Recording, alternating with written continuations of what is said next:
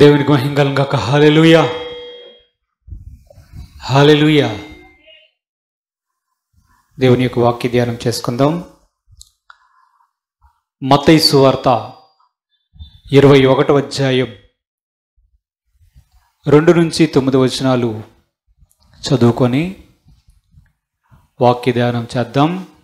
మత్తయి సువార్త మీ ఎదుటన ఉన్న గ్రామములోనికి వెళ్ళుడి. వెళ్ళగానే కట్టబడి ఉన్న ఒక గాడిదయు దానితో ఉన్న ఒక గాడిద పిల్లయు మీకు కనబడును. వాటిని విప్పి నా యొద్దకు తోలుకొని రండి. ఎవడైనను మీతో ఏమైనను అనిన ఎడల అవి ప్రభువునకు కావలసి ఉన్నవని చెప్పవలెను. వెంటనే అతడు వాటిని తోలిపెట్టునని చెప్పి వారిని పంపెను. ప్రవక్త వలన చెప్పబడినది నెరవేరినట్లు ఇది జరిగెను. అదేమనగా ఇదిగో నీ రాజు సాత్వికుడై గాడిదను భారవాహక పశుపిల్ల అయిన చిన్న గాడిదను ఎక్కి నీ యొద్దకు వచ్చుచున్నాడని సియోను కుమార్తెతో చెప్పుడు అనెను. శిష్యులు వెళ్ళి యేసు తమకు ఆజ్ఞాపించిన ప్రకారము చేసి ఆ గాడిదను దాని పిల్లను తోలుకొని వచ్చి వాటి మీద తమ బట్టలు వేయగా ఆయన బట్టల మీద కూర్చుండెను. జనసమూహములలో అనేకులు తమ బట్టలు దారి పొడుగున పరిచిరి. కొందరు చెట్ల కొమ్మలు నరికి దారి పొడుగున పరిచిరి. జనసమూహములలో ఆయనకు ముందు వెలుచున్న వారు వెనుక వచ్చుచున్న వారును దావీదు కుమారునికి జయము ప్రభు పేరిట వచ్చువాడు స్తుతింపబడును గాక. సర్వోన్నతమైన స్థలములలో జయము అని కేకలు వేయుచుండిరి. దేవునికి మహిమ కలుగును గాక. ప్రార్థన చేద్దాం. పరిశుద్ధుడు అయిన తండ్రి, మీ పాదములకు వందనాలు తండ్రి. మీరు మాతో మాట్లాడమని వేడుకొంచున్నాను తండ్రి. నన్ను మరుగుపరచండి, మాతో మాట్లాడండి. మీ సన్నిధి మా మధ్యలో ఉంచమని, గ్రహించే హృదయాలను మాకు దయచేయమని మా ప్రభువును రక్షకుడైన యేసుక్రీస్తు పరిశుద్ధ నామమున అడిగి వేడుకొంచున్నాము తండ్రి. ఆమేన్. హల్లెలూయా, హల్లెలూయా. యేసుక్రీస్తు ప్రభు ఈ లోకంలో జీవించినప్పుడు ఆయన జీవించినటువంటి జీవిత కాలం అంతా కూడా అంతకు మునిపే ప్రవక్తలు చెప్పినటువంటి వాక్యాలు ఏవైతే ఉన్నాయో వాటిని నెరవేర్చడానికి ఆయన వచ్చాడు. యేసుక్రీస్తు ప్రభు ఏ విధంగా పుడతాడు, ఆయన ఎక్కడ పెరుగుతాడు, ఆయన ఏ విధంగా అందరి పాపములను మోయవలసి ఉంటుంది, ఏ విధమైనటువంటి మరణాన్ని ఆయన భరించవలసి ఉంటుంది, అన్ని విషయాలు కూడా దేవుని యొక్క వాక్యంలో వ్రాయబడ్డాయి. యేసు ప్రభు 33.5 సంవత్సరాలు ఈ భూమి మీద జీవించారు. ఆయన సిలువ వేయడానికి కాలం సమీపించినప్పుడు యేసు ప్రభు యెరూషలేము దగ్గరికి వస్తారు. ఎక్కడికి వస్తారు? యెరూషలేము దగ్గరికి వస్తారు. యెరూషలేము దగ్గరికి వచ్చినప్పుడు ఇంకా కొద్ది దినములలో ఆయనను సిలువ వేస్తారు అనగా ఆయన యెరూషలేము దగ్గరికి వస్తారు. వచ్చే ముందు యేసు ప్రభు తన శిష్యులతో చెప్తాడు, ఎదురుగా ఉన్న గ్రామంలోనికి వెళ్ళండి, అక్కడ ఒక గాడిద పిల్ల కనిపిస్తుంది, దాన్ని తీసుకొని రండి. ఎవరైనా సరే మీకు ఏం చేస్తున్నారా మీరు అని మిమ్మల్ని అభ్యంతర పెడితే ఇవి ప్రభువునకు కావలసి ఉన్నవని చెప్పండి, వారు పంపిస్తారు వాటిని అని చెప్పాడు. శిష్యులు వెళ్ళి ఆ గాడిద పిల్లను విప్పి తోడుకొని వస్తారు. వచ్చినప్పుడు యేసు ప్రభు వాటి మీద కూర్చుంటాడు. దేవుడికి స్తోత్రం, హల్లెలూయా. ఇది ఈ గాడిద పిల్ల మీద కూర్చుండి ఆయన యెరూషలేములోనికి రావడం కూడా ఒక ప్రవచనమే. అనేక మంది ప్రవక్తలు ముందుగానే ఈ మాటను పలికారు. యేసు ప్రభు గాడిద పిల్ల మీద ఎక్కి రాజుగా యెరూషలేమునకు వస్తాడు అన్న మాట యేసు ప్రభు పుట్టక మునుపే ఎన్నో ఏళ్ల క్రిందట ప్రవక్తలు పలికారు. దేవుని యొక్క వాక్యంలో రాయబడి ఉంది. యేసు ప్రభు ఆ గాడిద పిల్లని ఎక్కి వెళ్తూ ఉంటే ప్రజలు ఏం చేశారు? దావీదు కుమారునకు జయము, ప్రభు పేరిట వచ్చినవాడు స్తుతింపబడునుగాక, హోసన్నా అంటూ మన ప్రభువుని వారు స్తుతించడము, పొగడడం ప్రారంభించారు. కొంతమంది తమ వస్త్రాలు తీసుకొని నేలను పరిచారు. నేలను పరిస్తే దాని మీద గాడిద పిల్ల మీద కూర్చొని వెళ్తున్నటువంటి యేసు ప్రభు ఆ వస్త్రాలు మీద దాటుకుంటూ వెళ్తున్నాడు. కొంతమంది చెట్ల కొమ్మలు కొట్టి నరికి వారి చేతుల్లో పట్టుకొని యేసు ప్రభువు వెళ్తూ ఉంటే, యెరూషలేమునకు వెళ్తూ ఉంటే ఆ గాడిద పిల్ల మీద ఎక్కినటువంటి యేసు ప్రభువునకు ముందు కొంతమంది, గాడిద పిల్ల వెనక కొంతమంది దావీదు కుమారునకు జయము, ప్రభు పేరిట వచ్చువాడు స్తుతింపబడునుగాక అన్నారు. దేవునికి స్తోత్రం, హల్లెలూయా. కొంతమంది చెట్ల కొమ్మలు నరికి వారు పట్టుకొని ఆయనను స్తుతించడం ప్రారంభించారు. కొంతమంది ఏం చేశారు? తమ వస్త్రాలు తీసి రోడ్డు మీద పరిస్తే ఈయన ఏం చేస్తున్నారు? ఆ వస్త్రాల మీద గాడిద పిల్ల మీద ఎక్కి నడుస్తూ ఉన్నాడు. దేవుని యొక్క వాక్యం సెలవిస్తుంది, మన ప్రభు అయిన యేసు రాజు అని. ఎవరు రాజు? ఎక్కడైనా గుర్రం మీద వస్తాడా, గాడిద పిల్ల మీద వస్తాడా? చెప్పండి, ఎక్కడొస్తాడు? రాజులు ఎక్కడుంటారు? అంతఃపురాల్లో ఉంటారు. ఎక్కడ ఉంటారు? మన యేసు ప్రభు దగ్గర కత్తి ఉందా? పునరాజ్యం ఉందా? ఉందా? పరలోక రాజ్యం ఉందా? హల్లెలూయా. దేవుడికి స్తోత్రం అండి, హల్లెలూయా. వస్త్రాలు పరిచారు. ప్రవక్త చెప్పాడు, నీ రాజు సాత్వికుడై భారవాహిక గాడిద మీద ఎక్కి నీ దగ్గరికి వస్తాడు అని. ఈరోజు మట్టల ఆదివారం అంటారు. మట్టల ఆదివారం అంటే ఏమిటో? ఈత చెట్టు మట్టలు పట్టుకొని దావీదు కుమారునికి జయము, ప్రభు పేరట వచ్చువాడు స్తుతింపబడునుగాక అని దేవుణ్ణి స్తుతించినటువంటి దినం ఇది. అందుకే ఈరోజు ఆ వాక్యదానం చేస్తున్నాం. హల్లెలూయా. బట్టలు పరచడం ఏమిటి? గాడిద వెళ్తుంటే బట్టలు పరచడం ఏంటి? దేవుడు వస్తున్నాడనా? బట్టలు పరచడం దేనికి సాదృశ్యం? చూద్దాం, చూడండి. 2వ రాజుల గ్రంథం 9వ అధ్యాయంలో 12-13 వచనాలు ఒకసారి చదువుకుందాం.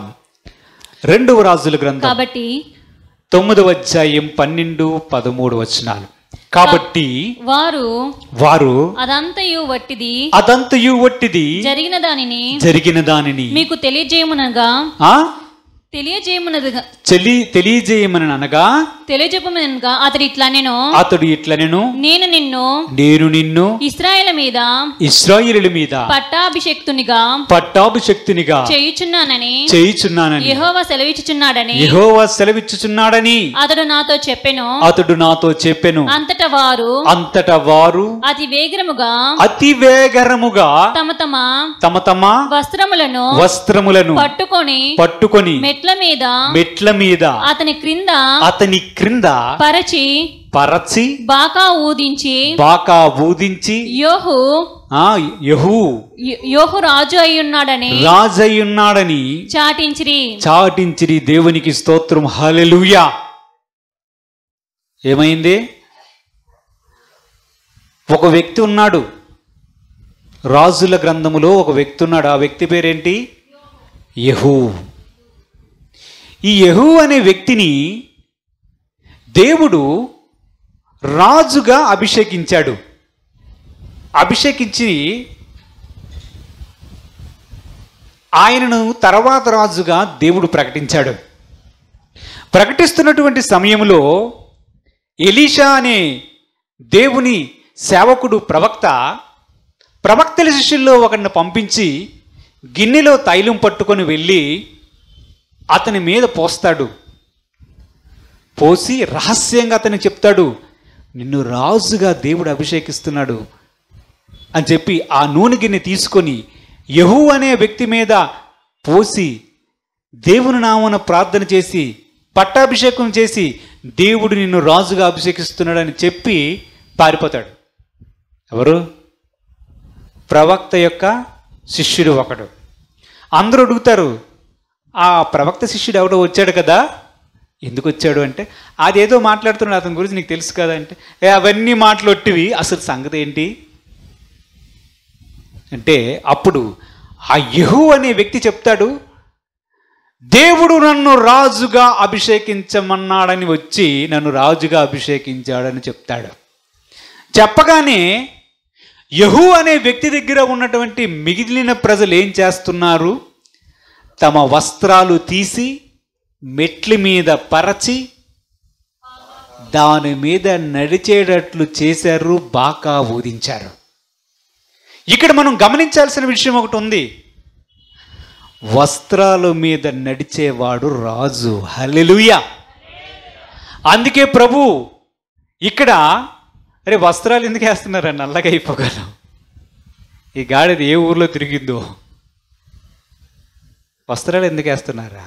నేను రాజును కదా, హోసన్నా జయము, దావీదు కుమారునికి జయము, ప్రభు పేరిట వచ్చేవాడుకు స్తుతింపబడునుగా అంటున్నారు. చాలులే, వస్త్రాలు ఎందుకు అని అన్నాడా? అనలేదు.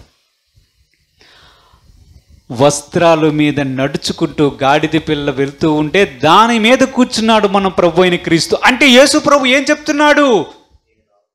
నేను రాజునై ఉన్నాడు. దేవుడికి స్తోత్రం. హల్లెలూయా. మన ప్రభు అయిన యేసుక్రీస్తు ఏమై ఉన్నాడు? రాజు అయి ఉన్నాడు. ఏ ఊరికి రాజు? ఏ ఊరికి రాజు? ఇప్పుడు రాజు యొక్క సైన్యం ఎక్కడుంది? రాజు యొక్క అంతఃపురం ఏది? రాజు యొక్క రాజ్యం ఏది? ఎక్కడుంది? ఎక్కడుంది? ఈ రాజుకు రాజ్యం ఉండాలా? ఒకసారి పిలాతు అడుగుతాడు, నీవు రాజువా? నీవు అన్నట్టే.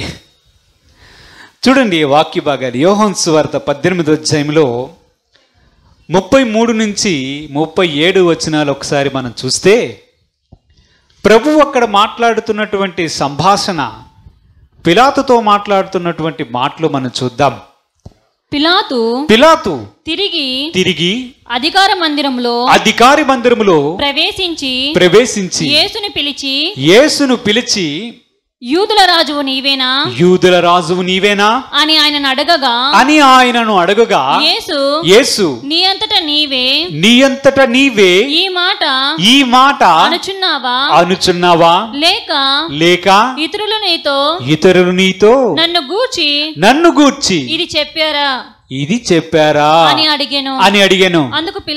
అందుకు పిలాతు నేను యూదుడనా ఏమి నీ స్వజనమును ప్రధాన యాజకులను నిన్ను నాకు అప్పగించిరి కదా నీవేమి చేసితివని అడుగగా యేసు నా రాజ్యము ఈ లోక సంబంధమైనది కాదు నా రాజ్యము ఈ లోక సంబంధమైనదైతే నేను యూదులకు అప్పగింపబడకుండునట్లు నా సేవకులు పోరాడుదురు గాని నా రాజ్యము ఇహ సంబంధమైనది కాదనెను.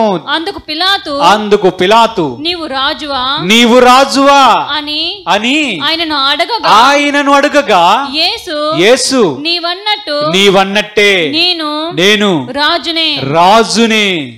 దేవునికి స్తోత్రం. హల్లెలూయా. ఈ గాడిద పిల్ల మీద ఎక్కాడు కదా మన ప్రభు. యెరూషలేముకు వెళ్ళిన తర్వాత యెరూషలేములో ఉండే వాళ్ళందరికీ కూడా కలవరం. ఇందుకీ ఎవడు ఈ గాడిద మీద ఊరేగింపేంటి?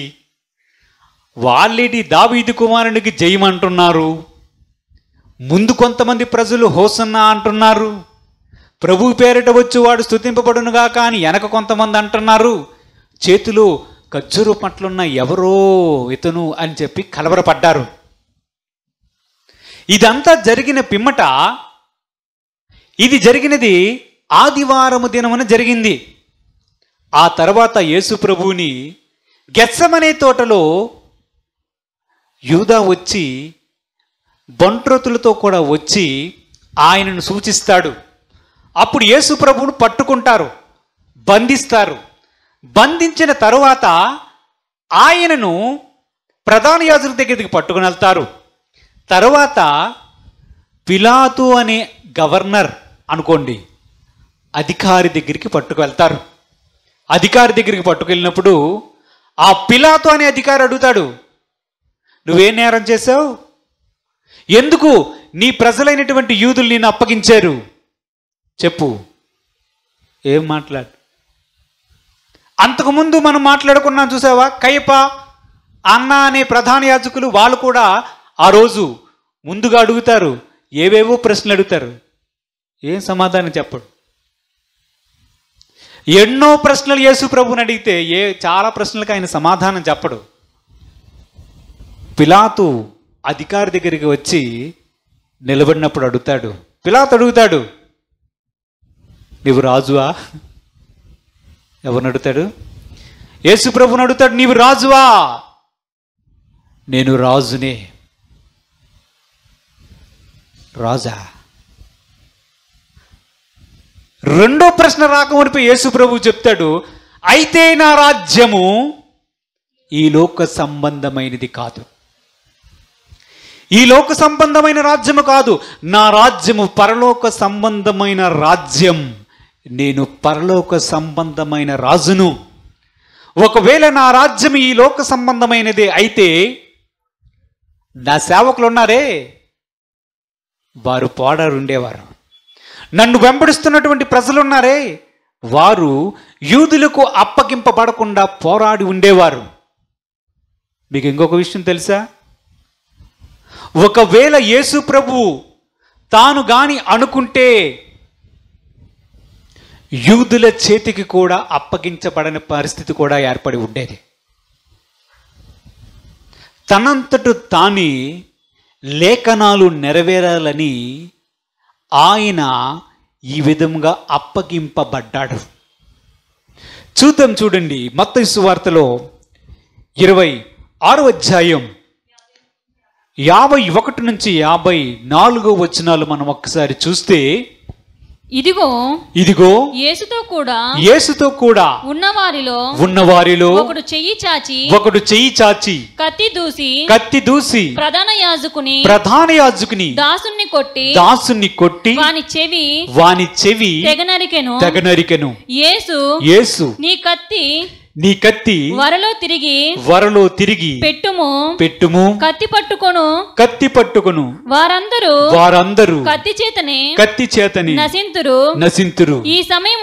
ఈ సమయమున నేను నా తండ్రిని వేడుకొనలేననియు వేడుకొనిన ఎడల ఆయన 12 సేనా వ్యూహముల కంటే ఎక్కువ మంది దూతలను ఇప్పుడే నాకు పంపడనియు నీవనుకొనుచున్నావా? నేను వేడుకొనిన ఎడల ఇలాగు జరగవలెనని లేఖనము ఎలాగు నెరవేరునని అతనితో చెప్పెను. దేవుడికి స్తోత్రం. హల్లెలూయా. గెత్సెమనే తోటలో జరుగుతున్నటువంటి సంగతిది. యేసు ప్రభు గెత్సెమనే తోటలో ఉంటే యూదా ఏం చేశాడు? యూదా అనే తన శిష్యుడు వచ్చి కొంతమంది బంట్రోతులతో వచ్చి యేసు ప్రభువుని పట్టుకోవడానికి వస్తాడు. అప్పుడు యేసు ప్రభువుతో ఉన్నటువంటి శిష్యుల్లో ఒకడైనటువంటి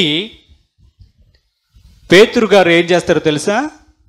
ప్రధాన యాజకుడి యొక్క దాసుడు ఒకడు ఉంటారు ఆ గుంపులో. ఆ దాసుడి పేరు మల్కు. పేతురు గారి దగ్గరికి వచ్చి, నువ్వు యేసు ప్రభు దగ్గరికి వస్తావా, ఆయన పట్టుకోవడానికి వస్తావా అని చెప్పి అతన్ని పట్టుకొని పేతురు గారు ఏం చేస్తారంటే అతన్ని గట్టిగా కొట్టి చెవి తెగ్గొట్టేస్తాడు. పేతురు గారితో ప్రభు అంటాడు, సీమోను పేతురా, ఆవేశపడకు, నీ కత్తి లోపల పెట్టు, వరలో పెట్టు. కత్తి పట్టుకున్న వారు కత్తితోనే నశిస్తారు. నువ్వేమనుకుంటున్నావు? నేను రక్షించుకోలేను అనుకుంటున్నావా? ఈ సైనికులని చేతిలో నుంచి దేవుడు నన్ను తప్పించలేడు అనుకుంటున్నావా పేతురు? కొంతమందికి సందర్భం వచ్చింది కనుక అనుకుంటున్నాం. కొంతమందికి వెటకారము వేళాకోళం ఎక్కువ, మతి తక్కువ, అహంకారం ఎక్కువ. ఎలా మాట్లాడతారు తెలుసా? తన్ను తానే రక్షించుకోలేకపోయాడు యేసు ప్రభు, మిమ్మల్ని ఎలా రక్షిస్తాడు? ఇదే డైలాగు ఆ రోజు యేసు ప్రభు శిలువ మీద వేలాడుతున్న దగ్గర నుంచి ఈ రోజు వరకు కొనసాగుతూనే ఉంది. మనకు తెలుసు యేసు ప్రభుకి కుడివైపున ఒకరు, ఎడమ వైపున ఒకరును వేలాడదీస్తారు. ఏమన్నారు? నువ్వు క్రీస్తువు కదా, నీవు నిన్ను రక్షించుకో, మమ్మల్ని రక్షించు. ఆ ఊరిలో వెళ్ళిపోతున్నటువంటి వారు రోడ్డు మీద వెళ్ళిపోతూ సిలువ వైపు చూస్తూ, ఆహా ఆహా, వీడు ఇతరులను రక్షించను గాని తన్ను తాను రక్షించుకోలేకపోయేనే. పిచ్చి జనాలు. ఇప్పుడు కూడా కొంతమంది మాట్లాడడం మనకి ఇష్టం ఉండదు కానీ చెప్తున్నాను, 3 మేకులను కూడా తీసుకోలేకపోయాడట యేసు ప్రభు అంటారు. యేసు ప్రభు చెప్తున్నాడు అటువంటి వారికి సమాధానం. పేతురుని దృష్టిలో పెట్టుకొని చెప్తున్నాడు, పేతురు, నేను చేతకానని అనుకుంటున్నావా? నేను గాని ఇప్పుడు తండ్రిని వేడుకుంటే 12 సేనా వ్యూహముల కంటే ఎక్కువ మంది పరలోకం నుంచి దిగిపోతారు తెలుసా? ఒక సేన ఎంత తెలుసా? 6,000 మంది యోధులు. మనుషులు కాదు. ఒక సేన 6,000 మంది యోధులు వచ్చారా? ఒక్క యోధుడు చాలు నాకు తెలిసి. బైబిల్లో చూస్తాం, ఒక్క దేవుని దూత 185,000 మందిని చంపాడు. ఒకరోజు రాత్రి పడుకుంటే సరే తెల్లాలేసినప్పుడు అందరూ శవాలే. ఎవడు రాడంటే ఎవడు లెగడు. దేవుడు తలచుకున్నాడా ఈ సైనికులు ఎంతసేపు? ఒకసారి ఒక ప్రవక్తను పట్టుకోవడానికి కూడా వస్తారు. ఎవరా ప్రవక్త? ఎలీషా అనే ప్రవక్తను కూడా అవతలోడికి తెలియట్లేదు. ఇశ్రాయేలు ప్రజల మీదకి యుద్ధంకి వెళ్దాము, ఈరోజు ప్లాన్ వేద్దాంరా, ఊడేరు చివరన ప్లాన్ వేద్దామని అంటే ప్రవక్త వెళ్ళి, రాజా అవతల నుంచి రాజులు వచ్చి నిన్ను పట్టుకోవడానికి ఆ ఊరి చివరి దగ్గరికి వెళ్ళారు, జాగ్రత్త సుమి అని చెప్పేసేవాడు. రాజు, ఇశ్రాయేలు రాజు జాగ్రత్త పడిపోయేవాడు. అరే మనం యుద్ధానికి వెళ్దామంటే ఎవడో మనలో ఉన్న ఇన్ఫర్మేషన్ లీక్ చేస్తున్నాడు అవతలోడు రాజుకి. ఎవడు రాడు, సైనికులను చూశాడు, ఏం కాదయ్యా వారిలో ఒక ప్రవక్త ఉన్నాడు, ఆ ప్రవక్తకి దేవుడు చెప్పేస్తున్నాడు, ఆ ప్రవక్త వెళ్ళి రాజుకు చెప్పేస్తున్నాడు. అందుకే నువ్వు అక్కడ బయలుదేరి ప్లాన్లు వేసుకుని వచ్చే లోపల ఏం చెప్తే ఆయన రెడీ అయిపోతున్నాడు, మన ప్లాన్లు అన్నీ కూడా విఫలమైపోతున్నాయి. అలాగా ఆ ప్రవక్త ఎవడు ఎక్కడ ఉంటాడు, పొలాన్ని దగ్గర ఉంటాడు. సరే పదండ్రా. రాత్రిపూట వెళ్ళి అతని చుట్టూ ఆ ఊరు చుట్టూ అనేక మంది సైనికులను పెట్టి ఉంచుతాడు. ఉంచితే తెల్లవారి పాపం బ్రష్ చేద్దామని లెగుస్తారు అనుకోండి, చూసినాడు ఏంద్రా ఇల్లు, వీళ్ళందరూ. ఆ ప్రవక్త యొక్క శిష్యుడు అడుగుతాడు, అయ్యా నాయన మన పని ఈరోజు అయిపోయినట్టుంది, మనం ఇన్ఫర్మేషన్ ఇస్తున్నామని ఆ సంగతి అవతల రాజుకు తెలిసిపోయినట్టుంది, నేను పట్టుకెళ్ళిపోవడానికి వచ్చారు అని అంటే, పిచ్చివాడా వాళ్ళ సంగతి నువ్వు చూస్తావుట్రా, నేను వేరే వారిని చూస్తున్నాను, అగ్ని రథములు అగ్ని గుర్రాలు మన చుట్టూ ఉన్నాయి, కనిపిస్తున్నాయి నీకు, యెహోవా దయచేసి వీడి కన్నులు తెరవంటే అని కన్నులు తెరిస్తే అప్పుడు కనిపిస్తాయి. చుట్టుపక్కల కొండలంతా కూడా అగ్ని రథాలు అగ్ని గుర్రాలు కనిపించగా అప్పుడు అనుకుంటాడు శిష్యుడు, ఓహో మన పక్షమును ఉండివారు వారి పక్షమును ఉండివారి కంటే బలాఢ్యులు, దేవుడికి స్తోత్రం, హల్లెలూయా అనుకున్నాడు. హల్లెలూయా. ప్రభు చెప్తున్నాడు పేతురుతో గెత్సెమనే తోటలో, నాకు చేతకాక నేను వారికి దొరికిపోయానని అనుకోవద్దు, నేను గాని ఇప్పుడు తండ్రిని వేడుకుంటే 12 సేనా వ్యూహముల కంటే ఎక్కువ యోధులను ఇప్పుడే దేవుడు పంపిస్తాడు. రోమ ప్రభుత్వమే కూలిపోతుంది. ఈ బంట్రోతులేటి, ప్రధాన యాజకుల శిష్యులేటి, గవర్నర్ ఉంటాడా, కైసర్ ఉంటాడా, రాజ్యాలు ఉంటాయా? ఒక సేన 6,000 మంది యోధులు. 12 సేనలు అంటే ఎంత? 12 లెక్కేసి చెప్పండి. 12 × 6,000 ఎంత? 12 × 6,000 ఎంత? 12 ఆరులు ఎంత? హల్లెలూయా, దేవా స్తోత్రం, హల్లెలూయా. 12 ఆరుల 72, 72,000. 72,000 మంది యోధులు పరలోక సైన్యం కిందకి దిగితే ఒకసారి ఊహించండి, దేవుడికి స్తోత్రం చెల్లించండి. 72,000 మంది పరలోక సైన్యం కానీ దిగితే ఏమవుతుంది? అంతకంటే ఎక్కువ మంది సైనికులు వస్తే వీరెవరు నిలబడలేరు, అసలు రోమా ప్రభుత్వమే నిలబడదు. ప్రభువు చెప్తున్నాడు, మరి ఇలాగూ జరగవలనని ప్రభు నిర్ణయించాడు కదా, సర్వమానవాళి పాపము కొరకు ప్రాయశ్చిత్త బలిగా నేను యాగము చేయవలసి ఉన్నది కదా, ఇది ఎలాగూ నెరవేరుతుంది? పేతురు, నీ కత్తి తీసి లోపల పెట్టు, నువ్వు ఇలాగ చేయతగ్గదు. ఇప్పుడు ఇదిగో మీరు వెతుకుచున్నటువంటి యేసును, నజరేయుడగు యేసును నేనే అని చెప్పాడు. దేవుడికి స్తోత్రం, హల్లెలూయా. మన రాజు, మన దేవుడు ఏమని మాట్లాడుతున్నాడు? పిలాతుతో మాట్లాడుతున్నప్పుడు ఏమని మాట్లాడుతున్నాడు? నా రాజ్యం భూలోక సంబంధమైనది కాదు. ఒకవేళ నా రాజ్యం భూలోక సంబంధమైనదే అయితే నా కొరకు నా సేవకులు పోరాడతారు. నేను తండ్రిని వేడుకున్నానా, కొన్ని వందల సేనా వ్యూహాలు వచ్చి మిమ్మల్ని అందరినీ రాత్రికి రాత్రే సమాధి కార్యక్రమాలు చేసుకోవడానికి సిద్ధపరుస్తాడు. కానీ దేవుని యొక్క లేఖనం ఎలా నెరవేరుతుంది? సర్వమానవాళి పాపము ఎలా పోతుంది? నేను గొర్రెల కొరకు ప్రాణం పెట్టడానికి వచ్చాను. నేను నా దేవాలయాన్ని పడగొట్టమని చెప్పానే, నన్ను సిలువేస్తారని ముందుగానే ప్రకటించాను కదా, ఆ మాటలన్నీ ఎలా నెరవేరుతాయి? నన్ను గూర్చి ప్రవక్తల గ్రంథములో వ్రాయబడినటువంటి మాటలు నెరవేరాలి అంటే నేను ఈరోజు వారి చేతికి అప్పగించబడాలి అని పేతురుని అడ్డు పెట్టాడు. మన రాజు పరలోకపు రాజు, ఆయనకు అధికారం ఉన్నది. ఒక విషయం చెప్పనా, దేవుడు ఏమని చెప్తున్నాడు పిలాతుతో? నా రాజ్యము ఈ లోక సంబంధమైనది కాదు అంటున్నాడు. అవునా? దేవుడికి స్తోత్రం చెల్లించండి అమ్మా. హల్లెలూయా. ఏమంటున్నాడు? నా రాజ్యము ఈ లోక సంబంధమైనది కాదు అంటున్నాడు.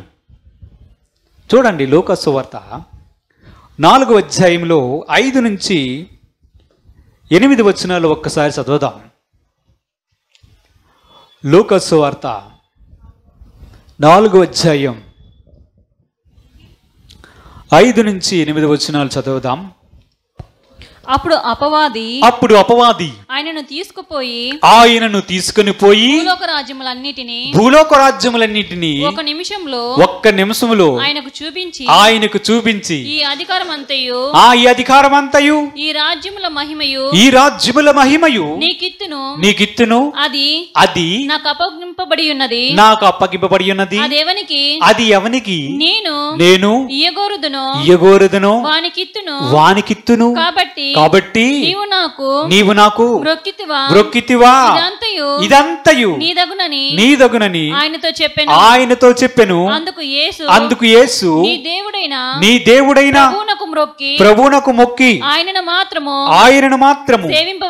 సేవింపవలెను అని వ్రాయబడి ఉన్నదని వానికి ప్రత్యుత్తరం ఇచ్చెను. దేవుడికి స్తోత్రం. హల్లెలూయా. యేసు ప్రభు ఏమని చెప్తున్నారు? మన రాజు, నా రాజ్యం ఈ భూలోక సంబంధమైనది కాదు అంటున్నాడు. అవునా? పిలాతుతో అదే కదా మాట్లాడాడు. పేతురుతో మాట్లాడుతున్నప్పుడు ఆయన ఉద్దేశం అదే కదా. సాతానికి అర్థం కాదా? సాతాన్ ఏం చేశాడు? యేసు ప్రభు 40 రోజులు ఉపవాస ప్రార్థనలు చేస్తుంటే దగ్గరికి వచ్చి, ఆడు ఎంత స్పీడ్గా తిరుగుతాడో ఒకసారి ఆలోచించండి. ఒక్క నిమిషములో భూమి మీద ఉన్నటువంటి సమస్త రాజ్యాలను ఒక్క నిమిషంలో యేసు ప్రభుకి ఇలా పట్టుకుని వెళ్ళి మొత్తం అంతా ఇలా చూపించాడంట. ఏమంట?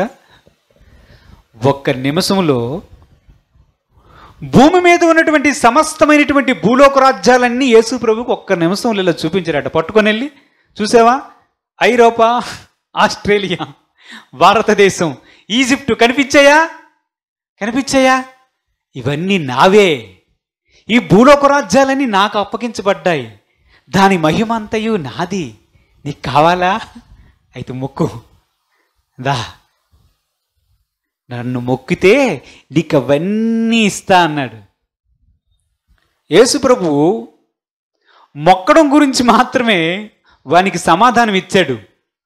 ఒకవేళ కానీ పిలాతుకు సమాధానం ఇచ్చినట్లుగా, పేతురుకు సమాధానం ఇచ్చినట్లుగా ఆ రోజు కానీ సాతానికి కానీ చెప్పుంటే సాతాను దిమ్మ తిరిగిపోయి ఉంటుంది. దేవుడికి స్తోత్రం. హల్లెలూయా. భూలోక రాజ్యాలు చూపిస్తావేట నువ్వు? నా రాజ్యం భూలోక సంబంధమైనది కాదు, తెలియదా నీకు? నువ్వు మహాజ్ఞానివి, నీకు మరుగై ఉన్నది ఏమీ లేదని నాకు తెలుసు సైతానా. అరే, నా రాజ్యమే భూలోక సంబంధమైనది కాదంటే నాకు భూలోక రాజ్యాలని చూపిస్తావేటి నువ్వు? అయినా నీకు ఆ విషయం అనవసరం. కానీ ఎప్పుడు చూసినా నాకు మొక్కు అంటూ ఏదిరా నీ బాధ? నీ దేవుడైన ప్రభువుకు మాత్రమే మొక్కి ఆయనను మాత్రమే సేవింపవలను అన్నాడు. దేవుడికి స్తోత్రం. హల్లెలూయా. సాతాను కోరిక ఏంటి తెలుసా? సాతాను కోరిక ఏంటి? ఒకటి కోరిక, ఆడిని మొక్కాలి. ఆడిని మొక్కితే ఆడికి అంత సంతోషం కాదు.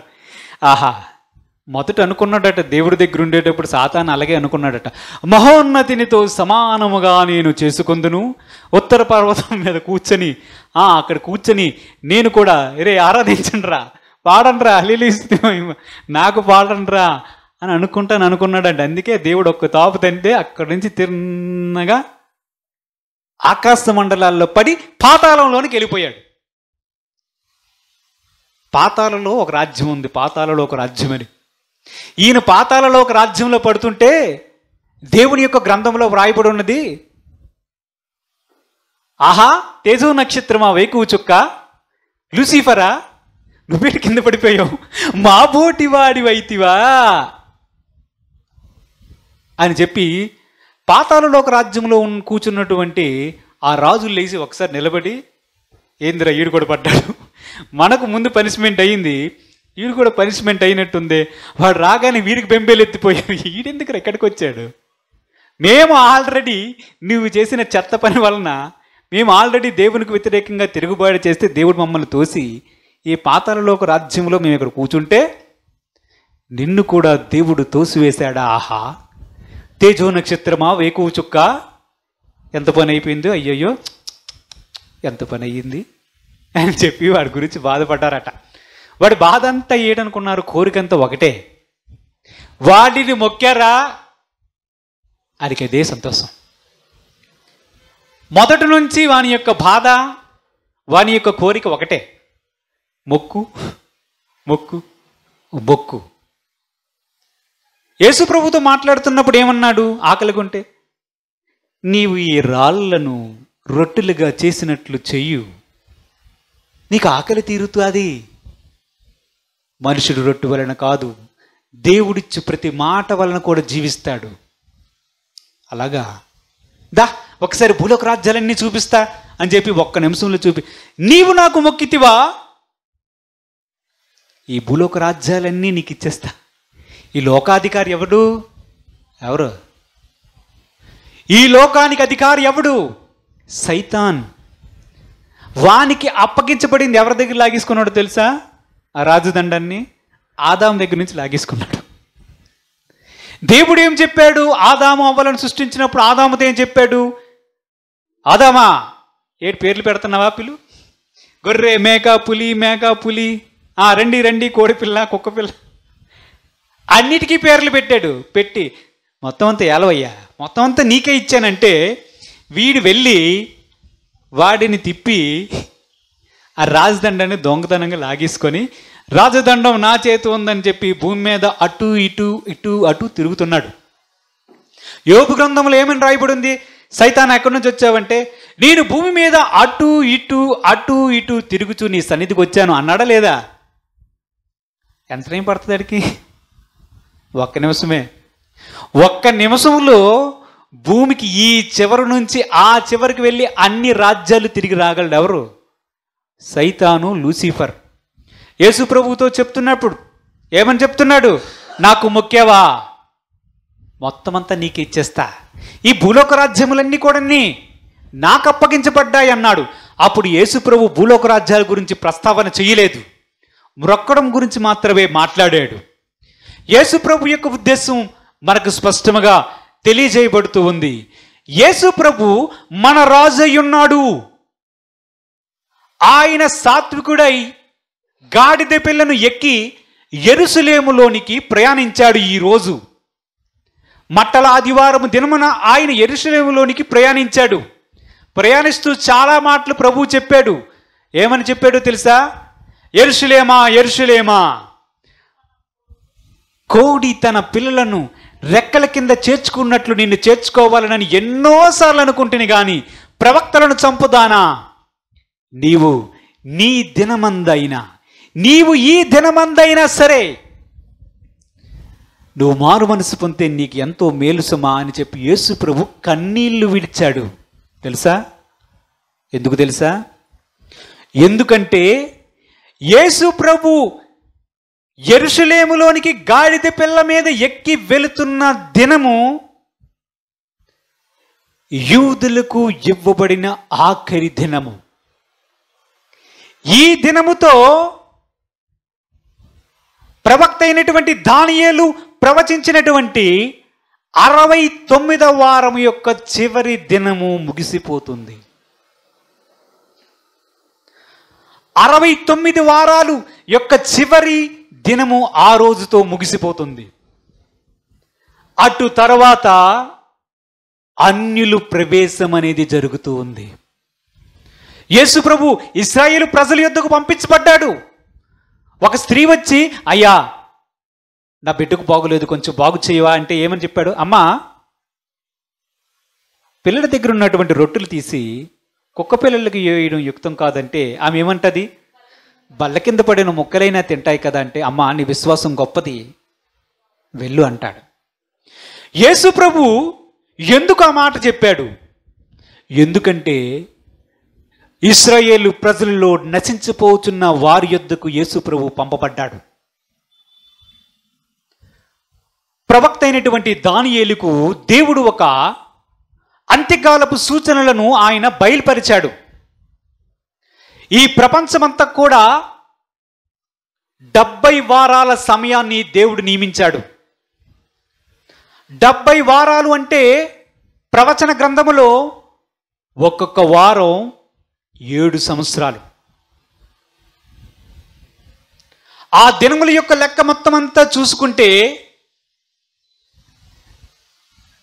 దేవుని యొక్క మందిరము యెరూషలేములో కట్టబడతాదని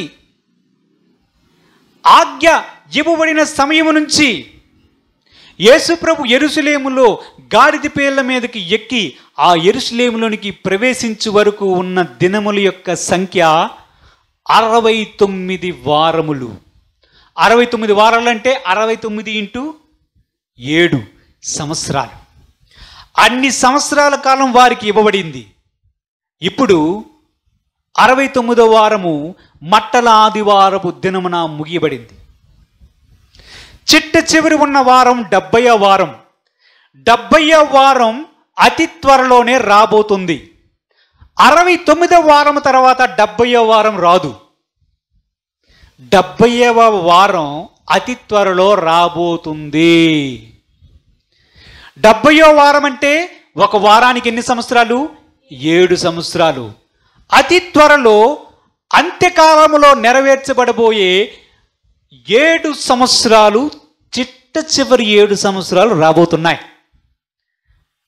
69 వారాలు అయిపోయిన తర్వాత మధ్యకాలం అంతా కూడా గ్యాప్ ఇచ్చాడు. చిట్ట చివరి 7 వారాలు,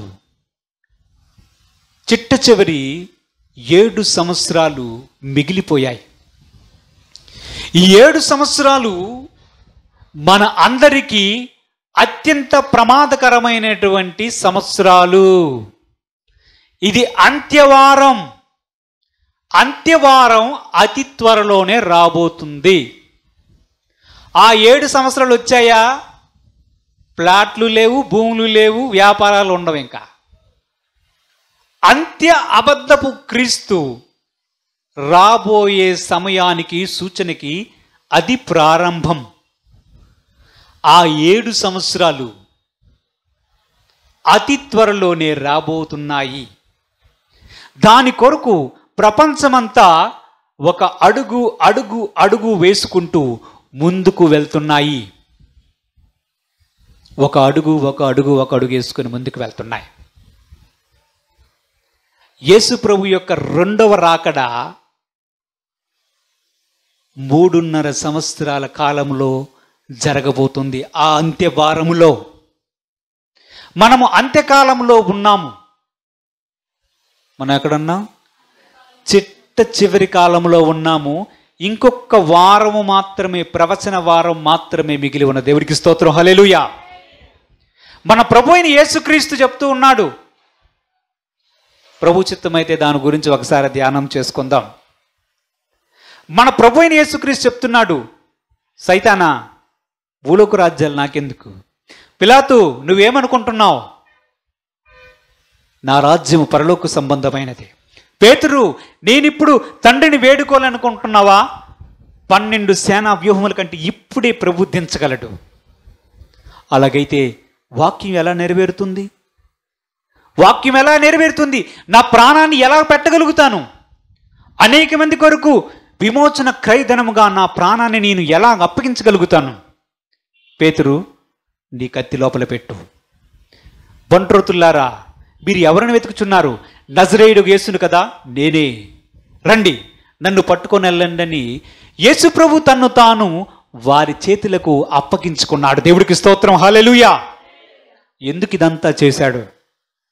మన రాజు అయి ఉన్నటువంటి యేసుక్రీస్తు ప్రభు సర్వాధికారి అయిన దేవుడు. ఆయన దేవునితో సమానముగా విడిచిపెట్టకూడని భాగ్యమని ఎంచుకోక మన అందరి రక్షణ కొరకే ఆయన తను తాను రిక్తునిగా చేసుకున్నాడు.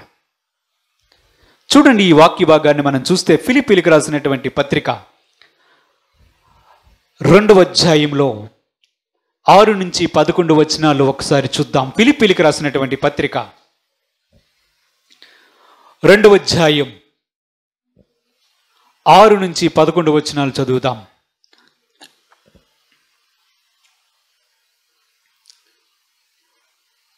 ఫిలిప్పీలకు రాసినటువంటి పత్రిక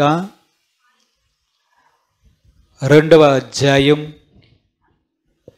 6 నుంచి 11 వచనాలు చదవండి. ఆయన దేవుని స్వరూపము కలిగిన వాడయ్యుండి దేవునితో సమానముగా ఉండుట విడిచిపెట్టకూడని భాగ్యమని ఎంచుకొనలేదు గాని మనుషుల పోలికగా పుట్టి దాసుని స్వరూపము ధరించుకొని తన్ను తానే రిక్తునిగా చేసుకొనెను మరియు ఆయన ఆకారమందు మనుష్యుడుగా కనబడి మరణము పొందునంతగా అనగా శిలువ మరణము పొందునంతగా విధేయత చూపినవాడై తన్ను తాను తగ్గించుకొనెను. అందుచేతనే పరలోకమందున్న వారిలో గాని భూమి మీద ఉన్న వారిలో గాని భూమి కింద ఉన్న వారిలో గాని ప్రతి వాని మోకాలు యేసు నామమున వంగునట్లు ప్రతి వాని నాలుకయు తండ్రి అయిన దేవుని మహిమార్థమై యేసుక్రీస్తు ప్రభువని ఒప్పుకొనున్నట్లును దేవుడు ఆయన అధికారముగా అత్యధికముగా హెచ్చించి ప్రతి నామమునకు పై నామము ఆయనకు అనుగ్రహించును. దేవుడికి స్తోత్రం. హల్లెలూయా, హల్లెలూయా. ప్రభువు యొక్క వాక్యం ఏమని సెలవిస్తుంది? యేసుక్రీస్తు దేవునితో సమానముగా ఉండు భాగ్యము విడిచిపెట్టాడు. చాలా మంది ఏం చెప్తారు? యేసు ప్రభు ఏమంటారు? దేవుని కుమారుడు అంటారు. అది నిజమే. కానీ దేవుని కుమారుడైనటువంటి యేసుక్రీస్తు దేవునితో సమానుడుగా దేవుడు ఎంచాడు. దేవునికి మహిమ. హల్లెలూయా. అట్టి భాగ్యాన్ని యేసు ప్రభువు మన కొరకు విడిచిపెట్టి సామాన్యమైనటువంటి మనిషిగా మన మధ్యలో నివసించాడు. ఎందుకు? శిలువ మరణము ఆయన పొందవలసి ఉన్నది. అన్ని అధికారాలు విడిచిపెట్టేశాడు. ఒకసారి పిలాతు కూడా మాట్లాడతాడు, నేను అడిగిన ప్రశ్నలకు సమాధానం చెప్పవా యేసు అంటే ఏమీ చెప్పడు. నిన్ను విడిపించడానికి నాకు అధికారం ఉంది తెలుసా అని పిలాతు యేసుప్రభు అంటే యేసుప్రభు అంటారు, పైనుంచి అనుగ్రహించి పడిపోతే అధికారం నీకేం అధికారం లేదే అంటాడు. దేవుడికి స్తోత్రం. హల్లెలూయా. మన రాజుకి అధికారాలు లేవనుకోకండి. మన రాజు సర్వాధికారి అయిన దేవుడు. దేవుడికి స్తోత్రం. హల్లెలూయా. కాకపోతే ఆయన తన మహిమను విడిచిపెట్టాడు. దేవునితో సమానముగా ఉండే భాగ్యాన్ని విడిచిపెట్టాడు. విడిచిపెట్టి ఒక సామాన్యమైనటువంటి మనిషిగా మన మధ్య శరీరధారిగా దేవుడు నివసించాడు. ఎందుకు? సర్వమానవాళి పాప పరిహారార్థం తాను ప్రాణం పెట్టవలసి ఉన్నది, తాను మృతి నొందవలసి ఉన్నది, తాను శిలువ మరణము నొందవలసి ఉన్నది. మన దేవునికి ఉన్న అధికారం అత్యధికమైనటువంటి అధికారం. యేసు ప్రభు సువార్త చెప్పమని తన శిష్యులకు పంపించినప్పుడు చెప్తాడు, పరలోకమందును భూమి మీదను నాకు సర్వాధికారము అనుగ్రహింపబడి ఉన్నది అన్నాడు. అన్నాడా లేదా? అన్నాడా? అన్నాడా లేదా? దేవుడికి స్తోత్రం చెల్లించండి. అన్నాడా లేదా? మనం ఇంకొక దగ్గర చూస్తాం. యేసు ప్రభువు ఇంకొక దగ్గర మన వాక్యాన్ని చూస్తే ప్రభువు చెప్తాడు దేవుని యొక్క వాక్యములో, నీ శత్రువులను నీ పాదముల కింద ఉంచు వరకు నీ వచ్చి నా కుడిపార్శ్వమందు కూర్చుండమని నా ప్రభువుతో చెప్పెను అన్నాడు. అన్నాడా? దావీదు కుమారుడని అంటున్నారు కదా. ప్రభు బతికునేటప్పుడు భూమి మీద ప్రజల్లో సంచరించినప్పుడు ఒక ప్రశ్న వేస్తాడు ప్రజలకి. అవును, మెస్సయ్య దావీదు కుమారుడు అంటారు కదా, దావీదు కుమారుడు ఎలాగవుతాడు? ఆయనే పలికాడు కదా, నీ శత్రువులను పాదపీఠం కింద ఉంచు వరకు నా కుడిపార్శ్వమున కూర్చుండమని అని నా ప్రభువు ఆ ప్రభువుతో చెప్పాడంటే, ఆయనను ప్రభు అని దావీదంటే మీరు అందరు కలిసి దావీదు కుమారుడు అంటారు. ఏంటి ఎలాగవుతుంది చెప్పండి రా. దేవుడికి స్తోత్రం, హల్లెలూయా. నిజమే కదరా, ఇది ఎప్పుడు ఆలోచించలేదు, ఇది ఎలాగవుతుంది అనుకున్నారేమో. పాదపీఠము కింద కూర్చుండే పరిస్థితి ఒకటి రాబోతుంది. తెలుసా? ఇప్పుడు యేసుప్రభు ఎక్కడ కూర్చున్నారు చెప్పండి? పునరుత్థానమైన తర్వాత ఎక్కడ కూర్చున్నాడు? దేవుని కుడిపార్శ్వమందు కూర్చున్నాడు సింహాసనం మీద. ఎందుకు కూర్చున్నాడు తెలుసా? దేవుడు చెప్పాడు, కుమారుడా, నీకు కొంతమంది శత్రువులు ఉన్నారు, వారిని నీ పాదాల కింద నేను కూర్చుండబొట్టబోయే సమయం ఒకటి రాబోతుంది, అంతవరకు కూర్చో, వీళ్ళ సంగతి చెప్తా అన్నాడు. యేసు ప్రభు దేవుని కుడిపార్శ్వమందు కూర్చుండి చూస్తున్నాడు. ఏం చేస్తున్నాడు తెలుసా? మన పక్షాన ఆయన విజ్ఞాపన చేస్తున్నాడు తండ్రికి. ఆ పక్కన కూర్చుండి సమయము కోసము ఆయన ఎదురు చూస్తున్నాడు.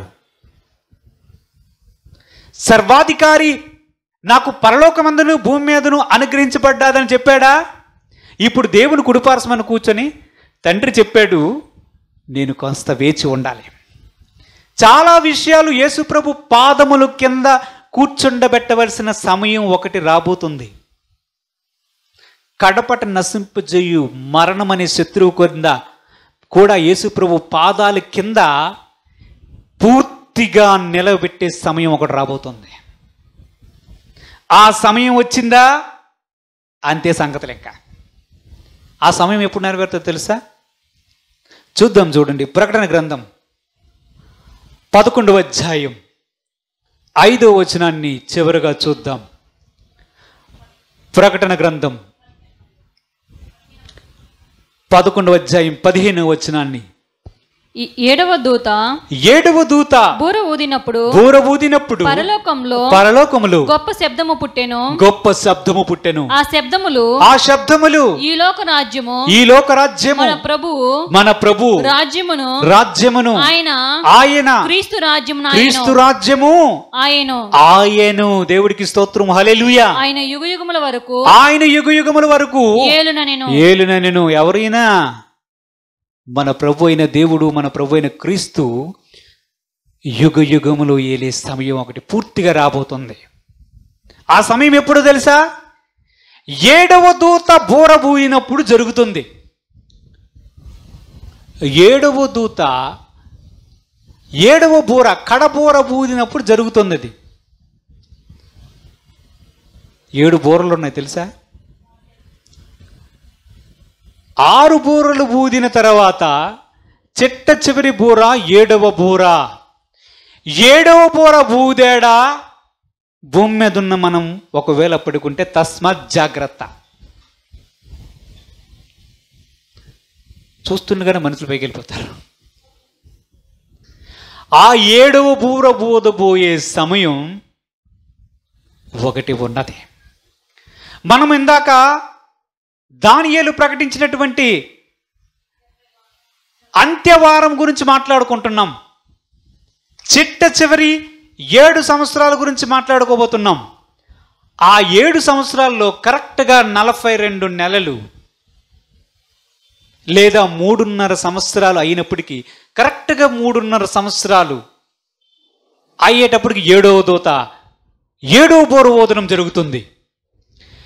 7వ బోర ఊదాడా మన ప్రభు అయిన యేసుక్రీస్తు మధ్యాకాశంలోనికి వచ్చేస్తాడు. అప్పుడు భూమి మీద ఉన్నటువంటి సమస్తమైనటువంటి మృతి నొందినటువంటి ప్రజలు, క్రీస్తునందు మృతి నొందినటువంటి ప్రజలు మొదటి పునరుత్థానం జరుగుతుంది. ఆ సమయంలో కానీ ఒకవేళ మనం బ్రతుకుంటే వారు పునరుత్థానం ఇలా జరిగి కనురెప్పపాటు సమయంలోనే ఒకవేళ మనం బతుకుంటే మన శరీరాలు మహిమ శరీరాలుగా మారిపోతాయి. వారి శరీరాలు మహిమ శరీరాలుగా మారుతాయి. వారి ఆత్మలు పరదేశంలో నుంచి వచ్చి భూమిలో ఉన్నటువంటి వారి శరీరంలోనికి దూరుతాయి. వారి శరీరాలు మహిమ శరీరాలు అవుతాయి. వారు పైకెత్తబడుతూ ఉంటారు. మన శరీరాలు మహిమ శరీరాలుగా మార్చబడతాయి. మనము వారితో కలిసి ఏకముగా కూడి మధ్యాకాశములో ప్రభు యొద్దకు చేరుతాం. ఆ సమయములో మనం చదివినటువంటి ప్రకటన గ్రంథం 11వ అధ్యాయం 15వ వచనంలో ఏం కనిపిస్తుంది? బూర ఊదినప్పుడు పరలోకంలో గొప్ప శబ్దము పుట్టెను. గొప్ప శబ్దము పుట్టెను. ఆ శబ్దములు ఈ లోక రాజ్యము మన ప్రభు రాజ్యమును ఆయన క్రీస్తు రాజ్యము అగుతుంది. హల్లెలూయా, దేవుడికి స్తోత్రం. ఆ సమయం రాబోతుంది. ఆ సమయములో సమస్తము కూడా మన ప్రభు అయిన యేసుక్రీస్తు పాదముల కింద, ఆయన పాదముల కింద దేవుడు ఉంచుతాడు. ఉంచబోయే సమయం అదే. కడపడ నశింపజేయ శత్రువు మరణము కూడా ఆయన పాదముల కింద ఉంచబడబోయే సమయం ఒకటి రాబోతుంది. మన ప్రభుకున్న అధికారం చూడండి. ఆయన యుగయుగములు ఏలబోతున్నాడు. ఆయన రాజ్యము నిత్యము ఉండును. ఆయన రాజ్యము పరలోక సంబంధమైన రాజ్యమది. ఏ రాజ్యం? పిలాతుతో చెప్తున్నాడు, నా రాజ్యం ఈ రాజ్యం కాదే. నీకు అర్థం కాదు, చెప్పినా నీకు అర్థం కాదు. ఇప్పుడు ప్రశ్నలు అడిగితే అన్ని సమాధానాలు చెప్తే అర్థం అవ్వాలా? అర్థమవుతాయా? పిలాతు గారికి ఇంకో విషయం చెప్పనా? నేను సత్యము గురించి సాక్ష్యం ఇచ్చుటకు భూమి మీదకి వచ్చానంటే, సత్యమనగా ఏమిటి? సత్యమనగా ఏమిటంటే యేసుప్రభు సర్పణ తెచ్చి ఇచ్చాడా? ఈయనకి అర్థం కాదు. పక్కన ఉండవాయి. సత్యము గురించి సాక్షిగా నేను వచ్చాను. సత్యం నేనే, జీవము నేనే, మార్గము నేనే. తండ్రి యొద్దకు ఎవడైనా రావాలంటే పరలోక రాజ్యానికి, ఆ రాజ్యానికి రాజును నేనే. ఆ రాజ్యానికి రాజును నేనే. నా యొద్దకు రావడానికి మార్గాన్ని నేనే. గొర్రెలు పోవు మార్గాన్ని నేనే. నా యొద్దకు వస్తే నా ద్వారా పరలోక రాజ్యంలోనికి వస్తాడు. నిత్య జీవాన్ని అనుగ్రహించే రాజ్యం అది. నీ రాజ్యం ఏంటి? రోమా ప్రభుత్వం ఉంటే ఇంకొక కొన్ని సంవత్సరాలు ఉంటుంది. అది రోమా ప్రభుత్వం ఎన్ని సంవత్సరాలు ఉంది అధికారంలో? ఒక 1000 సంవత్సరాలు ఉందేమో, అంతే. యుగ యుగములు ఏలబోయే రాజు మన ప్రభు అయిన దేవుడు. దేవుడికి స్తోత్రం. హల్లెలూయా, హల్లెలూయా. ఆయన రాజ్యము తరతరములు నిలుస్తుంది. దానిలో మనం ఎవరు? ఎంతకి ఎవరు? మనం ఎవరు? క్రైస్తవులు. హల్లెలూయా. మనం ఎవరు? ఆ రాజ్యంలో మనం ఎవరో తెలుసుకోకుండా మన రాజుని ఎలా వెంబడిస్తాం? రాజు రాజు అంటున్నాం, అవునా? ఆయనకి అధికారం ఏంటి లేదు. 3 మేకులు పీక్కోలేకపోయాడు. ఇలాంటి చెత్తడే వేసే వాళ్ళకి ఏం చెప్తున్నాడు? అరే నేను ఇప్పుడే వేడుకుంటే 12 వ్యూహ సైన్యముల కంటే ఎక్కువ సైన్యం వస్తుంది, తెలుసా మీకు?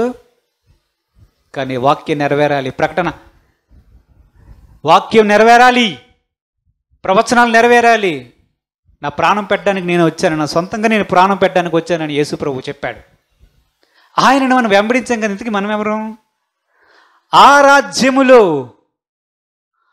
రాజులైన యాజక సమూహం. దేవుడికి స్తోత్రం. హల్లెలూయా. 24 పెద్దలు సింహాసనం మీద కూర్చుండి తమ కిరీటాలు తీసుకుని వచ్చి గొర్రెపిల్ల దగ్గరికి, వధింపబడిన గొర్రెపిల్ల ముందు తమ కిరీటాలు పెట్టి ఆయనకి నమస్కారం చేసి చెప్తారు, నీవే అర్హుడవు, నీవే అర్హుడవు. మా దేవునికి భూలోకము నుంచి అనేక మంది రాజులుగాను యాజకులుగాను నీ స్వరక్తమిచ్చి వారిని కొన్నావు, ఆ ముద్రలు విప్పడానికి నీవే అర్హుడవు మహాప్రభువు అని చెప్పి 24 పెద్దలు కూడా తమ తరల మీద ఉన్నటువంటి కిరీటాలు పక్కన పెట్టి, వేణలు పక్కన పెట్టి యేసు ప్రభువు ముందు సాష్టాంగపడ్డారు. అట్టి రాజునకు మహిమ కలుగును గాక. హల్లెలూయా. మన ప్రభు సామాన్యమైన రాజు కాదు, 5 ఏళ్ల రాజు కాదు. మన రాజు యుగ యుగములు ఏలే రాజు. ఆ రాజు భూమి మీద జీవిస్తున్నప్పుడు తన్ను తాను రాజుగా ప్రకటించుకున్నాడు. ఎక్కడో దేశపు రాజు ఇక్కడ రాజుగా ఎందుకు ప్రకటించుకున్నాడంటే, ప్రజలమైనటువంటి మనకు తెలియడానికి భారవాహకమైనటువంటి గాడిద పిల్ల ఎక్కి హోసన్నా జయము అంటే వారు జయమని చెప్తుంటే మన ప్రభు అయిన యేసుక్రీస్తు కూడా సంతోషించి దానికి అంగీకారము చెప్పాడు. యెరూషలేములోనికి ఆయన ప్రవేశించాడు. అట్టి దేవునికి మహిమ. హల్లెలూయా. ఈ మటలాదివారపు దినమున యేసు ప్రభు గాడిద పిల్ల ఎక్కి యెరూషలేములోనికి ప్రవేశించాడు. రాజుగా తన్ను తాను బయలుపరుచుకున్నాడు. ప్రవక్త చెప్పినటువంటి మాటలు అక్షరాల నెరవేరినట్లు యేసు ప్రభు ఆ గాడిద పిల్ల మీద ఎక్కి ఆయన లోపలికి వెళ్ళాడు. ఆదివారమున వెళ్ళాడు. ఈ శుక్రవారమున ఆయన సిలువెక్కాడు. మన ప్రభు అయిన రాజు ఎల్లప్పుడూ స్తుతింపబడుతూ ఉంటాడు. ఆయన పేరు రాజులకు రాజు, ప్రభువులకు ప్రభు అయి ఉన్నాడు. మనము పరలోక సంబంధమైన రాజ్యానికి చెందిన వారం. ఇంకో విషయం చెప్పాలంటే, మనమందరూ కూడా 1000 ఏండ్ల పరిపాలనలో ఈ భూమి మీదే ఆయనతో పాటు ఏలబోతున్నాం. ఈ భూమిని ఆయన తీసివేసేస్తాడు. ఈ పంచమేంద్రములు ఈ భూమిని అంతటి కూడా ఆయన త్వరలోనే తీసేస్తాడు. మన పట్టాలు ఎక్కడికి పోతాయో. హల్లెలూయా. రిజిస్ట్రేషన్ చేసాం చాలా కష్టపడి. ఏది ప్రభా నా 5 సెంట్లు అంటే, కొత్త భూమి కొత్త ఆకాశం దేవుడు సృష్టించబోతున్నాడు. హల్లెలూయా. అక్కడ మరలా మన ప్రభువు యుగయుగములు ఏలబోతున్నాడు. మన రాజు సర్వాధికారి, అంత అధికారం కలిగినటువంటి వాడు మన ప్రభు అయిన యేసుక్రీస్తు. ఆ రాజు మన కోసం ప్రాణం పెట్టడానికి వచ్చాడని గుర్తించి ఆయన మనం ఎల్లప్పుడూ స్తుతిద్దాం. దేవుడు తన పరిశుద్ధ వాక్యాన్ని దీవించుగాక. ప్రార్థన చేసుకుందాం. స్తోత్రములు ప్రభా, తండ్రి కుమార పరిశుద్ధాత్మ తండ్రి, మీ పాదములకు వందనాలు, స్తుతులు స్తోత్రము చెల్లిస్తున్నాం ప్రభా. నీవు సర్వాధికారి అయినటువంటి దేవుడు ప్రభా. భూమి మీదను పరలోకమందును ప్రభా నీకు సర్వాధికారము అనుగ్రహించబడి ఉన్నది ప్రభా. మా ప్రభు అయిన దేవా, నీవు మా రాజు అయినందుకు మిమ్మల్ని స్తుతిస్తున్నాం ప్రభా. నీ రాజ్యంలో మమ్మల్ని చేర్చుకున్నందుకు మిమ్మల్ని స్తుతిస్తున్నాం. దేవునితో సమానముగా ఉండే భాగ్యాన్ని విడిచిపెట్టుకొని రాజు అయిన నీవు మా కొరకు ప్రాణం పెట్టావు ప్రవ్వా. మీకేమిచ్చి మా రుణం తీర్చుకోగలం ప్రవ్వా. పరిశుద్ధుడు అయిన తండ్రి, మా జీవితకాలం అంతా మీకు విధేయత చూపించి నీకు నమ్మకస్తునిగా జీవించే కృప మాలో ప్రతి ఒక్కరికి దయచేయమని, ఈ వాక్యాన్ని మా హృదయమందు మీరు లిఖింపచేయమని మా ప్రభువును రక్షకుడైన యేసుక్రీస్తు పరిశుద్ధ నామమున అడిగి వేడుకొనుచున్నాము తండ్రి. ఆమేన్. దేవునికి స్తోత్రం. హల్లెలూయా.